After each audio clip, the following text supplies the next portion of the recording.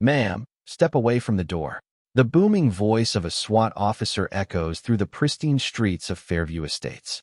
Red and blue lights flash wildly as an armored vehicle rumbles to a stop. Officers in tactical gear pour out, their weapons trained on the bewildered woman standing frozen on her doorstep. Susan Jensen, dressed in her signature floral blouse and pearl necklace, stares in shock. What is happening? She stammers. A moment ago, she was just another suburban HOA president. Now her house is surrounded, her power slipping through her fingers like sand. 24 hours earlier, Fairview Estates was the kind of neighborhood that prided itself on order. Manicured lawns, symmetrical hedges, and a homeowners association that ran tighter than a military base. At the top of it all sat Susan Jensen, self-appointed enforcer, rulemaker, and queen of petty grievances. She didn't just uphold HOA guidelines. She lived them. Every unapproved mailbox, every trash can left out too long, every car parked at an improper angle, it all went through her, and she always got her way. But then came him. David Miller had moved in just a few weeks ago, and Susan immediately knew something was off. He didn't attend HOA meetings. He didn't grovel when she sent her first warning letter. And worst of all, he ignored her authority. That was unacceptable. Susan watched him from her window, arms crossed, lips pursed. He was quiet, never caused a scene, but she could feel it. There was something wrong with this man, and she was going to find out exactly what. What she didn't know was that David Miller wasn't just another disobedient neighbor. He was an FBI agent, and she was about to make the biggest mistake of her life. Susan stood by her window, arms crossed, eyes locked on David Miller's house like a hawk stalking its prey. He had officially become her project. The man had ignored 3 HOA violation notices. 3. Who did he think he was? She had warned him about his garbage bins being out past 8 a.m. She had reminded him that his grass was exactly 0.75 inches too long. And when he had smirked at her after she hand-delivered a letter about his driveway being visibly wet after washing his car, that was war. Susan's obsession grew.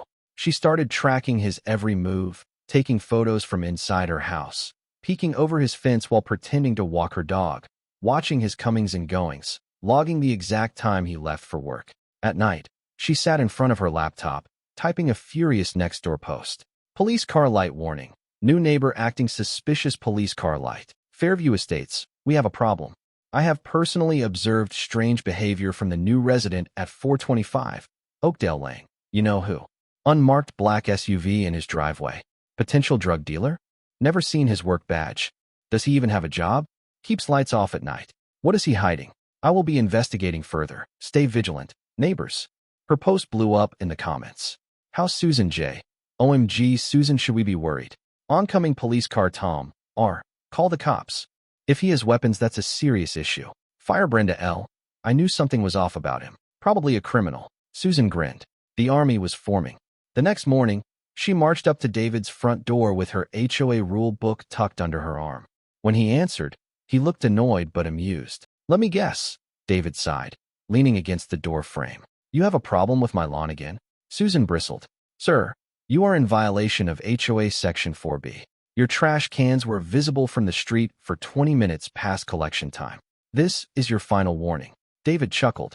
Lady, I deal with criminals for a living. Do you think I care about a trash can fine? Susan froze. Criminals? What did he mean by that? You need to comply with HOA standards, she snapped, regaining her composure. David shrugged. Or what? Susan's face burned. No one talked to her like that, or I'll make sure you regret it. He raised an eyebrow. That sounded like a threat. It's a promise. And with that, she stormed off. Susan's hands shook with rage as she picked up the phone. 911. What's your emergency? She lowered her voice, trying to sound distressed. There's a suspicious man in my neighborhood. He has guns. I think he's dangerous. Can you describe him? Susan licked her lips. Tall, muscular, military type. Keeps to himself. Drives a black SUV. I don't want to say this, but he might be a criminal. Is he threatening anyone? Well, no, but, ma'am, is this an emergency or speculation? Susan huffed. Look, just send someone, all right. An hour later, 2 uniformed officers knocked on David's door. He answered calmly, holding up his FBI badge. The cops looked at the badge, then at David, then back at the badge. David gave them a knowing smirk. She called, didn't she? The officers awkwardly nodded. David chuckled. Figures. Look, tell your dispatcher that Susan Jensen just made a false report. That's illegal, by the way.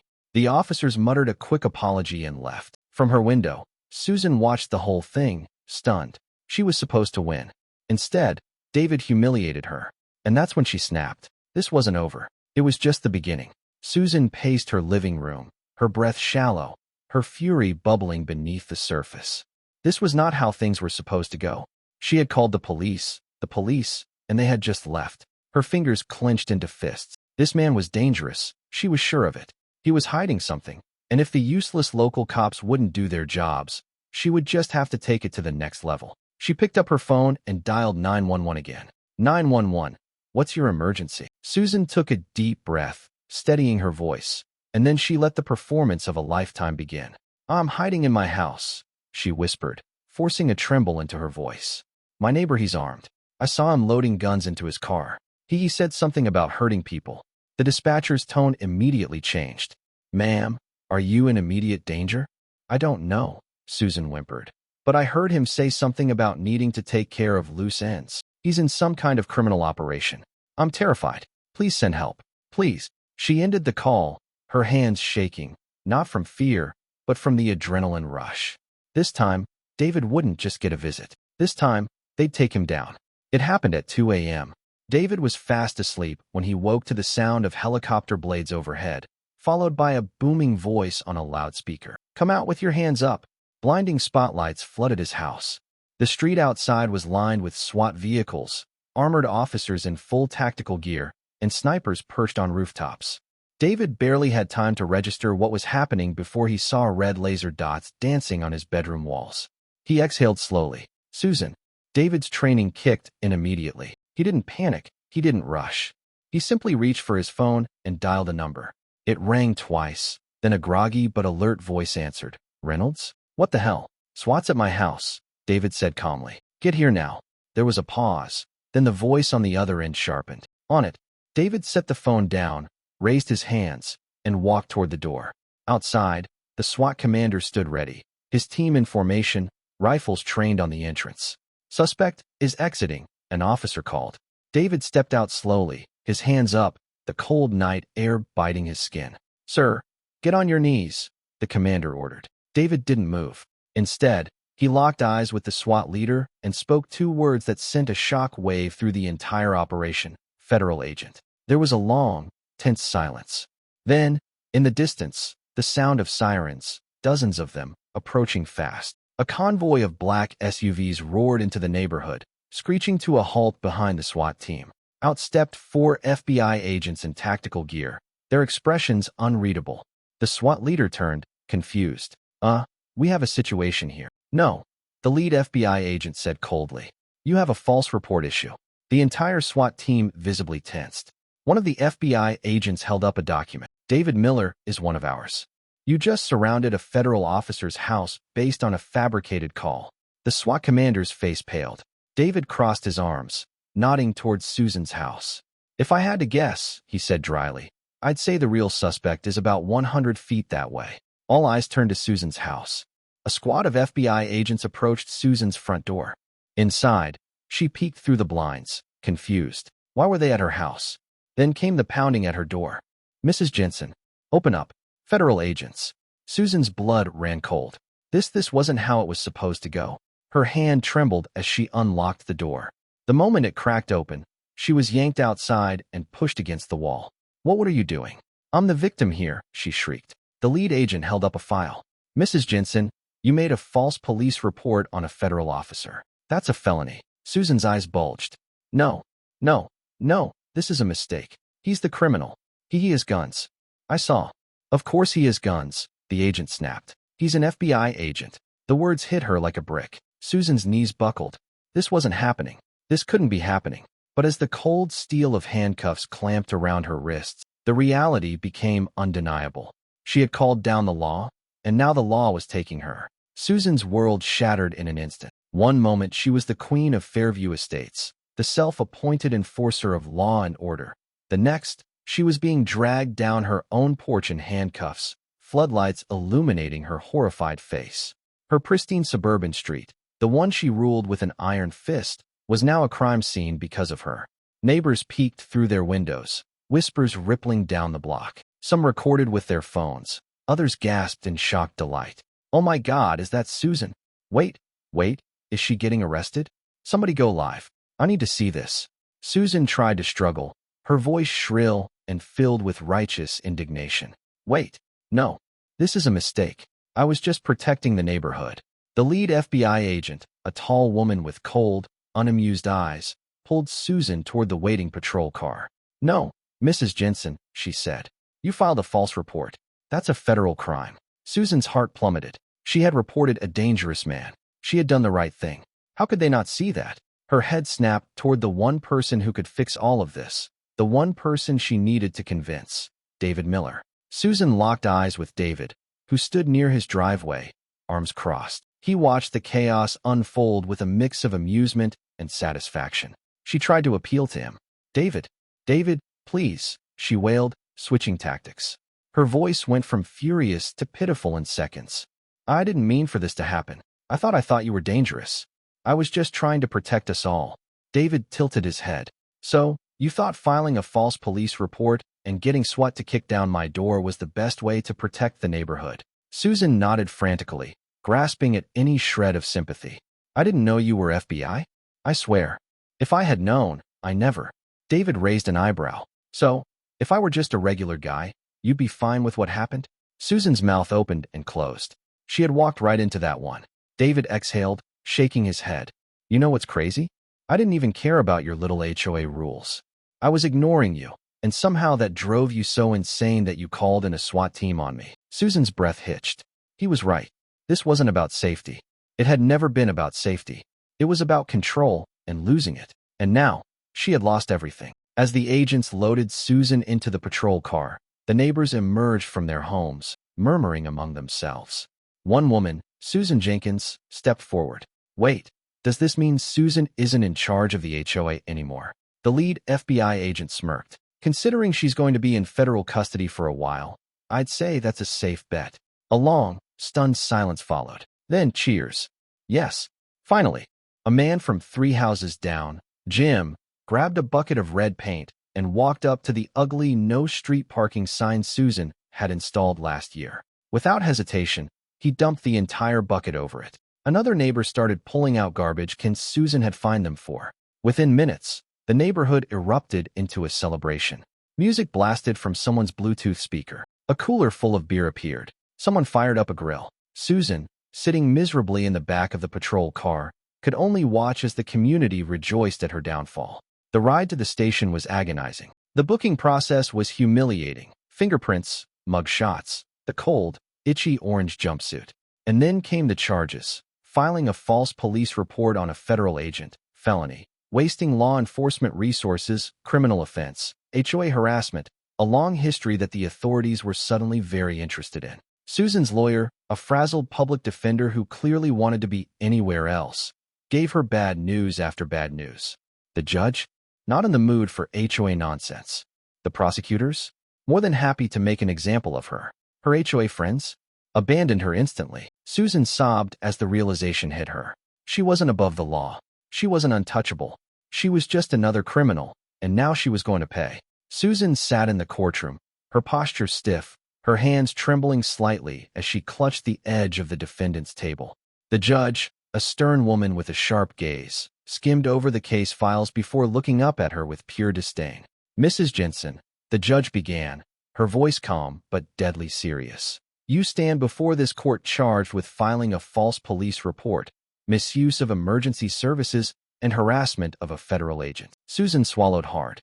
The prosecutor, a no-nonsense woman in a navy blue suit, didn't hold back. "Your actions resulted in a full-scale SWAT deployment, costing taxpayers tens of thousands of dollars, not to mention the fact that you put an innocent man in serious danger." Susan's stomach twisted. She had spent years making people's lives miserable, demanding compliance, issuing ridiculous fines, threatening legal action. Now she was the one on the receiving end of real consequences, and it wasn't fun. Her lawyer tried, God bless him, but it was clear from the start that the judge had zero patience for her self-victimization. "I was just looking out for my neighborhood," Susan tried to argue, her voice cracking. The judge didn't even blink. by lying to the police and trying to ruin a man's life. Mrs. Jensen, you are not a victim. You are the problem. Boom. Hammer. Susan's sentence came swiftly. 6 months of community service, a massive fine, and a permanent criminal record. Her reign of terror was officially over. Back in Fairview Estates, the neighborhood celebrated Susan's downfall like a national holiday. Without her, the HOA board collapsed almost overnight. Residents immediately started reversing all of Susan's insane regulations. The no street parking rule? Gone. Cars lined the street within an hour. Fines for unauthorized holiday decorations? Deleted. Neighbors decorated with a vengeance. HOA mandated beige house colors? Screw that. Someone painted their house bright blue out of spite. At the first HOA meeting without Susan, people stood up and cheered. One woman raised a beer and said to David, "For surviving the worst HOA president in history." And David, he just laughed. "I was just trying to take my trash out in peace," he said. Susan had never felt more alone. With her criminal record, she was forced to resign from her precious HOA. Her friends, who once flocked to her for gossip and complaints, vanished. Worst of all, her legal fees and fines forced her to sell her house. Susan tried to fight it, but there was no escaping it. Within a few months, she had moved out of Fairview Estates entirely, trading her pristine suburban home for a tiny rental apartment in a neighborhood she once would have looked down on. And the worst part? She still had to do her community service. The sight of Susan Jensen picking up trash on the side of the road in an orange vest was legendary. People drove by just to take pictures. One neighbor printed a massive photo of Susan's arrest and taped it on the old HOA bulletin board. The caption, "HOA Tyrant Falls. Order Restored." Just when Susan thought things couldn't get worse, they did. Her former home, the one she had to sell? Guess who bought it? David. When Susan drove by one day, her jaw dropped. Her once perfect house was now a rental property. And not just any rental. David had rented it to a group of loud college students. The once silent, rule-following home was now the loudest house on the block. Lawn flamingos. A massive pool in the backyard. A neon sign in the window that read, "Susan's Retirement Home." The final, pettiest, most poetic revenge. David sat on his porch, watching as his new tenants threw a party, music blaring. Susan, stuck at a red light in front of her old house, looked on in horror. And David? He just lifted his beer in silent acknowledgement. Game, set, match. Susan sat in her tiny, cramped apartment, the faint hum of her old refrigerator the only sound in the room. She had lost everything. Her power, her reputation, her home. She had spent years controlling people, bending them to her will through rules, fines, and fear. Now she was nobody. Her phone, once buzzing with messages from HOA lackeys, was silent. No one called. No one cared. And worst of all, Fairview Estates was thriving without her. It wasn't a lawless wasteland like she had predicted. It was better. No one missed her. She thought she had been the heart of the community. Turns out, she had just been the tumor. Meanwhile, back in Fairview Estates, David leaned back in a lawn chair, enjoying a cold beer on his front porch. He watched his new tenants, the rowdy college kids, set up a giant inflatable flamingo in the front yard. The irony wasn't lost on him. Susan had once threatened to fine a neighbor $50 for having a garden gnome that was too colorful.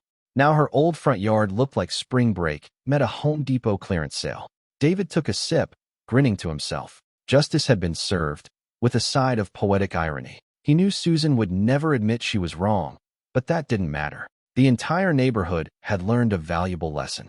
HOAs weren't the problem. Power-hungry people like Susan were.